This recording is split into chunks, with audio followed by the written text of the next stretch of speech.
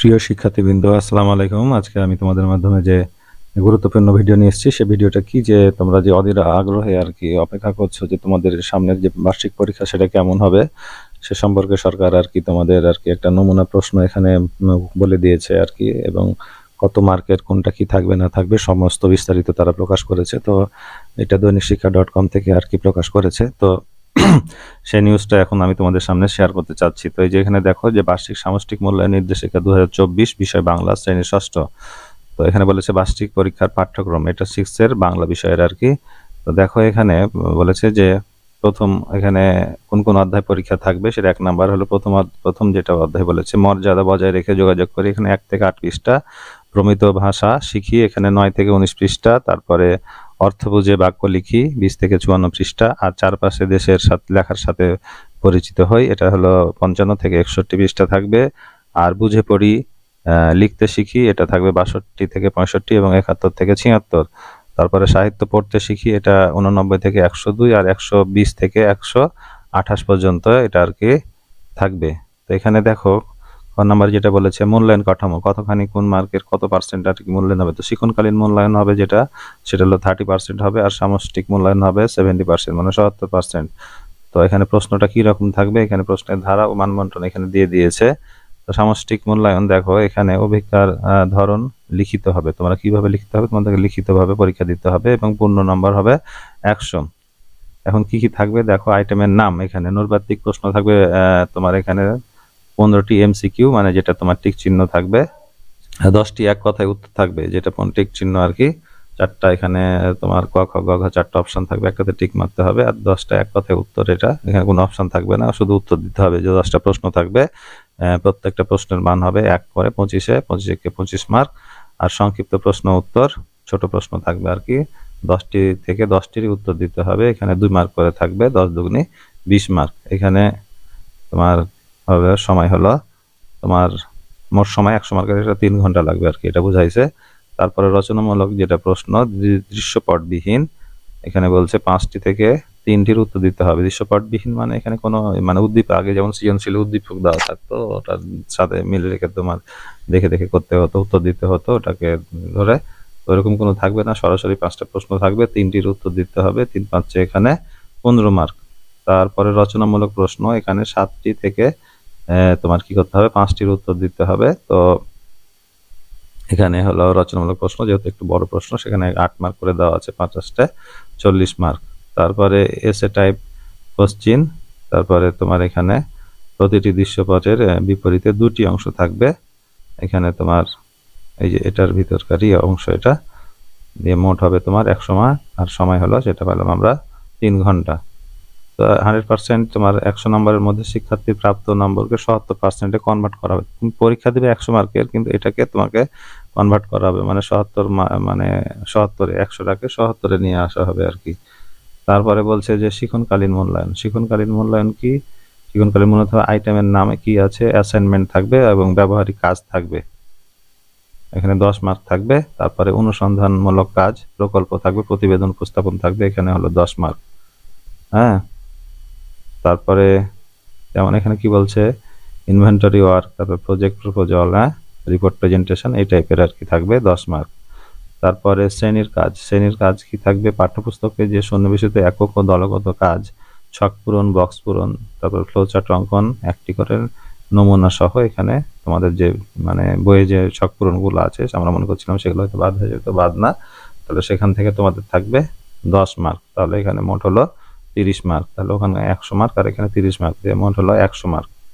তো এখানে একটা নমুনা তোমাদের প্রশ্ন দিয়ে দিয়েছে, যে কিভাবে প্রশ্ন আসবে সেই নমুনাটা দিয়ে দিয়েছে। তো দেখি আমরা, এই যে দেখো,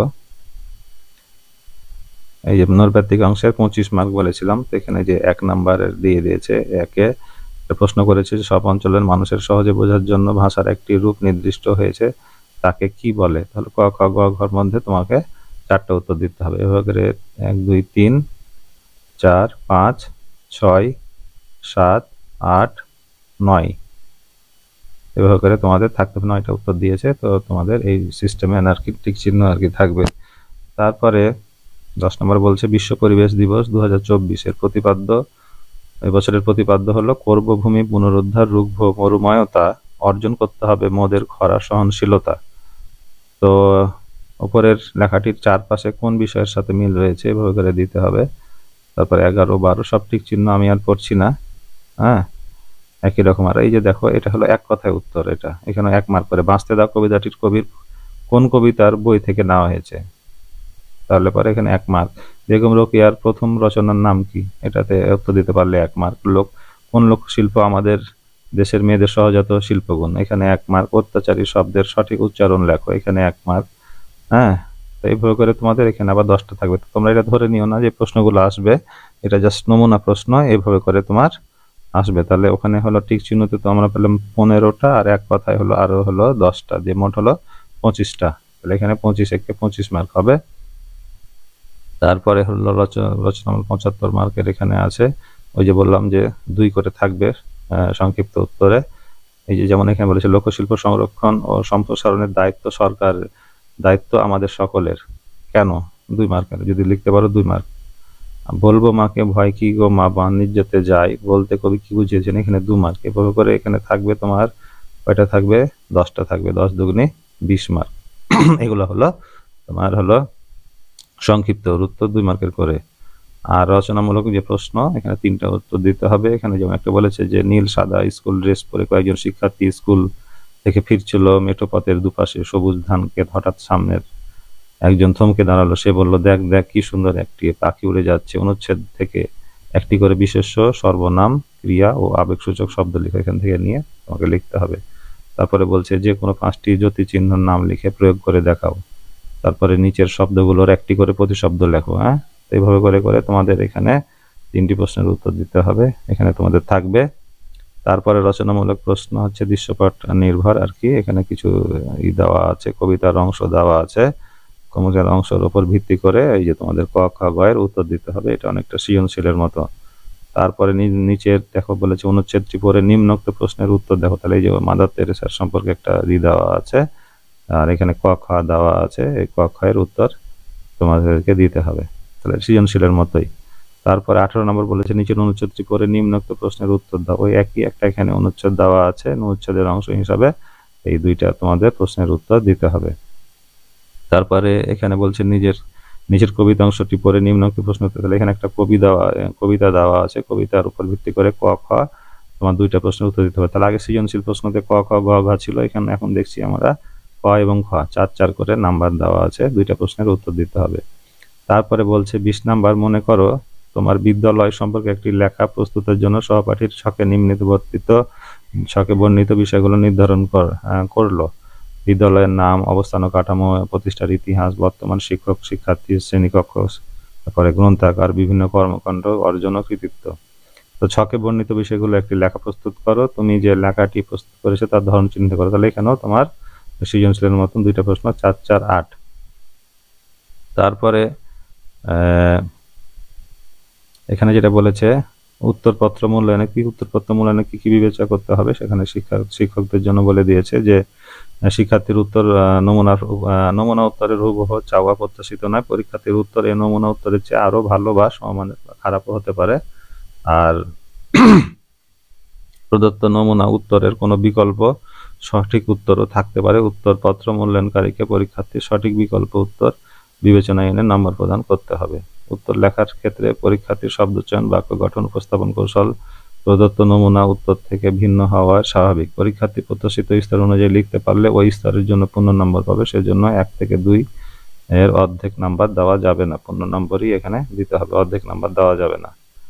আর নৈর্ব্যক্তিক অভিজ্ঞার পরীক্ষা হবে প্রমিত ভাষা, শীতল পাটির নকশা, তথ্যমূলক, তারপরে আমি সাগর পাড়ি দেব, তারপরে সাহসিকতা, অবিশ্বাস, উদ্ধার চিহ্ন, পুত্র, তারপরে ঘর নাম্বার হলো ক্রিয়া বিশেষণ, 9 নাম্বার হলো আমরা খুব দুঃখী মানুষ, তারপরে ব্যানার, নারী স্বাধীনতা, তারপরে সাম্রাজ্য গড়ে তুলব, তারপরে আসুক এবার বর্ষা। তাহলে এগুলা হলো তোমার নৈর্ব্যক্তিক পরীক্ষার অভিজ্ঞার উত্তর আর কি। এখানে যে আগের গুলা যে প্রশ্নগুলা দেওয়া, তারপর 14 গ দুটি শব্দ ত্যাগ করতে, তারপর 15 গ অনুজ্ঞাবাচক, এগুলো সব উত্তর দেওয়া আছে তোমাদের। তো তোমরা এখান থেকে দেখে নিবা।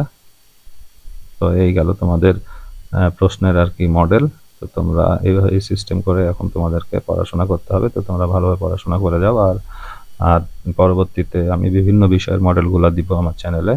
হ্যাঁ, তো তোমরা ওই জন্য চ্যানেলটি সাবস্ক্রাইব করে রাখো, যাতে আমি পরবর্তী যে প্রত্যেকটা প্রশ্নের যে মডেলগুলো দিব তোমরা সাথে সাথে পেয়ে যাও এবং সেই অনুযায়ী লেখাপড়া করতে পারো। এবং পরবর্তীতে যে অ্যাসাইনমেন্টগুলো দিবে সেই অ্যাসাইনমেন্টগুলোও আমি তোমাদেরকে দেওয়ার চেষ্টা করব। হ্যাঁ, তো যে কোনো শিক্ষা সম্পর্কিত যে কোনো আপডেটের জন্য আমার চ্যানেলটি সাবস্ক্রাইব করে রাখবা। তো ভিডিওটি দেখার জন্য সবাইকে ধন্যবাদ। আল্লাহ হাফেজ।